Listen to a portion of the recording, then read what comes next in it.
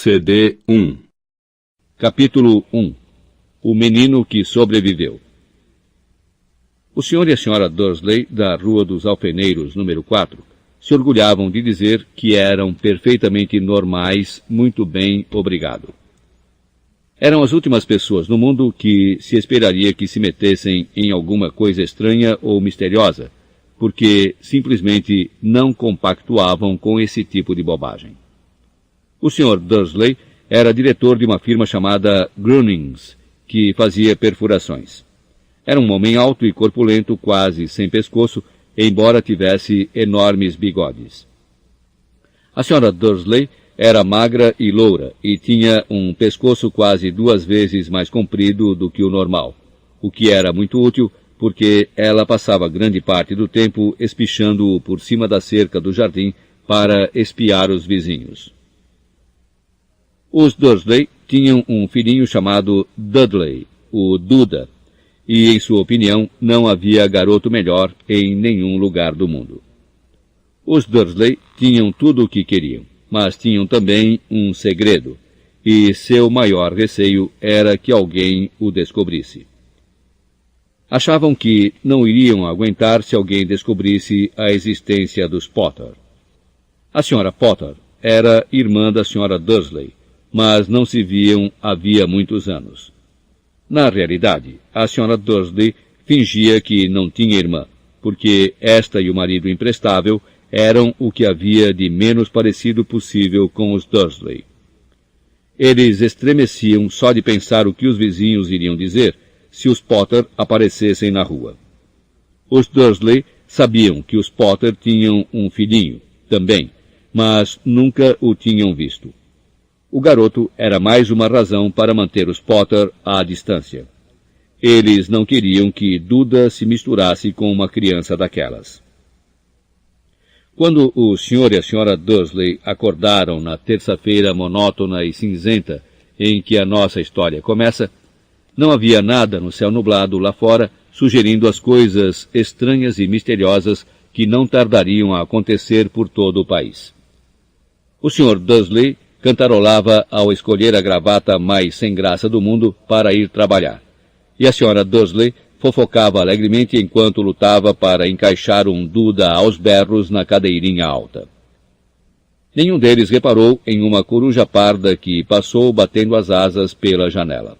Às 8h30, o Sr. Dursley apanhou a pasta, deu um beijinho no rosto da Sra. Dursley e tentou dar um beijo de despedida em Duda, mas não conseguiu, porque, na hora, Duda estava tendo um acesso de raiva e atirava o cereal nas paredes. Pestinha! Disse rindo contrafeito o Sr. Dursley ao sair de casa.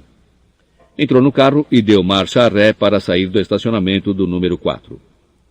Foi na esquina da rua que ele notou o primeiro indício de que algo estranho ocorria. Um gato lia um mapa. Por um instante, o Sr. Dursley não percebeu o que vira. Em seguida, virou rapidamente a cabeça para dar uma segunda olhada. Havia um gato de listras amarelas sentado na esquina da Rua dos Alfeneiros, mas não havia nenhum mapa à vista. Em que estaria pensando naquela hora? Devia ter sido um efeito da luz. Ele piscou e arregalou os olhos para o gato. O gato o encarou. Enquanto virava a esquina e subia a rua, espiou o gato pelo espelho retrovisor. Ele agora estava vendo a placa que dizia Rua dos Alfeneiros. Não, estava olhando a placa.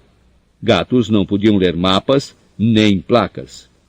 O Sr. Dursley sacudiu a cabeça e tirou o gato do pensamento. Durante o caminho para a cidade, ele não pensou em mais nada, exceto no grande pedido de brocas que tinha esperanças de receber naquele dia. Mas, ao sair da cidade, as brocas foram varridas de sua cabeça por outra coisa. Ao parar no costumeiro engarrafamento matinal, não pôde deixar de notar que havia uma quantidade de gente estranhamente vestida andando pelas ruas. Gente com capas largas. O Sr. Dursley não tolerava gente que andava com roupas ridículas. Os trapos que se viam nos jovens. Imaginou que aquilo fosse uma nova moda idiota. Tamborilou os dedos no volante e seu olhar recaiu em um grupinho de excêntricos parados bem perto dele. Cochichavam excitados. O Sr. Dursley se irritou ao ver que alguns deles nem eram jovens. Ora, aquele homem devia ser mais velho do que ele e usava uma capa verde esmeralda. Que petulância! Mas então ocorreu ao Sr. Dursley que se tratava provavelmente de alguma promoção boba. Essas pessoas estavam obviamente arrecadando alguma coisa. Devia ser isso. O tráfego avançou e alguns minutos depois o Sr. Dursley chegou ao estacionamento da Grunnings, o pensamento de volta às brocas. O Sr. Dursley sempre sentava de costas para a parede em seu escritório no 9º andar. Se não o fizesse, talvez tivesse achado mais difícil se concentrar em brocas aquela manhã. Ele não viu as corujas que voavam velozes em plena luz do dia, embora as pessoas na rua as vissem. Elas apontavam e se espantavam enquanto coruja atrás de coruja passava no alto. A maioria jamais vira uma coruja mesmo à noite. O Sr. Dursley, porém, teve uma manhã perfeitamente normal, sem corujas.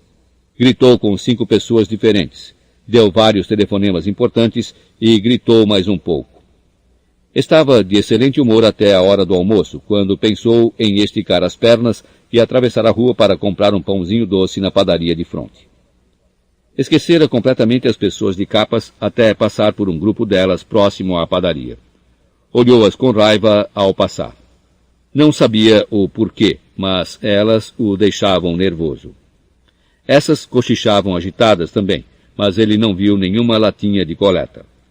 Foi ao passar por elas, na volta, levando uma grande rosca açucarada em um saco, que entreouviu algumas palavras do que diziam.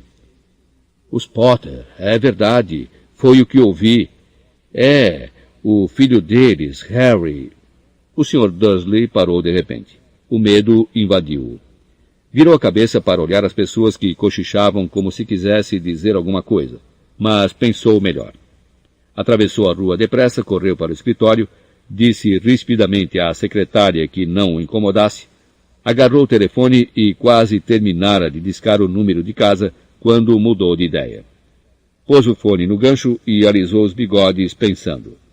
Não, estava agindo como um idiota. Potter não era um nome tão fora do comum assim.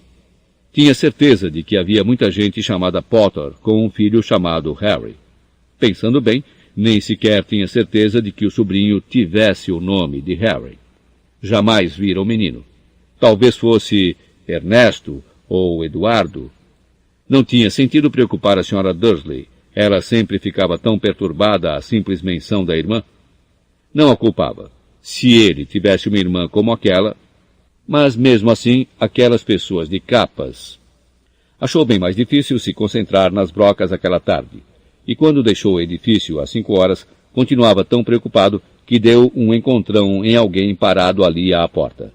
Desculpe, murmurou, quando o velhinho cambaleou e quase caiu. Levou alguns segundos até o Sr. Dursley perceber que o homem estava usando uma capa roxa.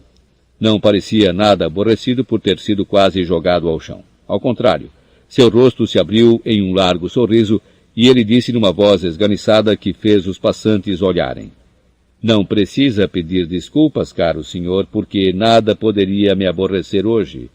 Alegre-se porque o você sabe quem finalmente foi-se embora. Até trouxas como o senhor deviam estar comemorando um dia tão feliz. E o velho abraçou o Sr. Dursley pela cintura e se afastou. O Sr. Dursley ficou pregado no chão. Fora abraçado por um completo estranho. E também achava que fora chamado de trouxa, o que quer que isso quisesse dizer. Estava abalado. Correu para o carro e partiu para casa, esperando que estivesse imaginando coisas, o que nunca esperara que fizesse, porque não aprovava a imaginação. Quando entrou no estacionamento do número 4, a primeira coisa que viu, e isso não melhorou o seu estado de espírito, foi o gato listrado que notara aquela manhã.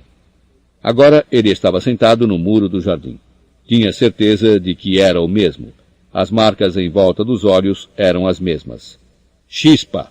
Disse o Sr. Dursley em voz alta. O gato não se mexeu. Apenas lançou-lhe um olhar severo. Será que isto era um comportamento normal para um gato? Pensou o Sr. Dursley. Continuava decidido a não comentar nada com a Sra. Dursley. Ela tivera um dia normal e agradável. Contou-lhe durante o jantar os problemas da senhora do lado com a filha, e ainda que Duda aprendera uma palavra nova. Nunca. O Sr. Dursley tentou agir normalmente. Depois que Duda foi se deitar, ele chegou à sala em tempo de ouvir o último noticiário noturno. E, por último, os observadores de pássaro em toda parte registraram que as corujas do país se comportaram de forma muito estranha hoje. Embora elas normalmente caçem à noite e raramente apareçam à luz do dia, centenas desses pássaros foram vistos hoje voando em todas as direções desde o alvorecer. Os especialistas não sabem explicar por que as corujas de repente mudaram o seu padrão de sono. O locutor se permitiu um sorriso. Muito misterioso. E agora com Jorge Mendes, o nosso boletim meteorológico. Vai haver mais tempestades de corujas hoje à noite, Jorge? Bom, Eduardo, disse o meteorologista. Não sei lhe dizer, mas não foram só as corujas que se comportaram de modo estranho hoje. Ouvintes de todo o país têm telefonado para reclamar que, em vez do aguaceiro que prometi para ontem, eles têm tido chuvas de estrelas. Talvez alguém ande festejando a noite das fogueiras uma semana mais cedo este ano. Mas posso prometer para hoje uma noite chuvosa.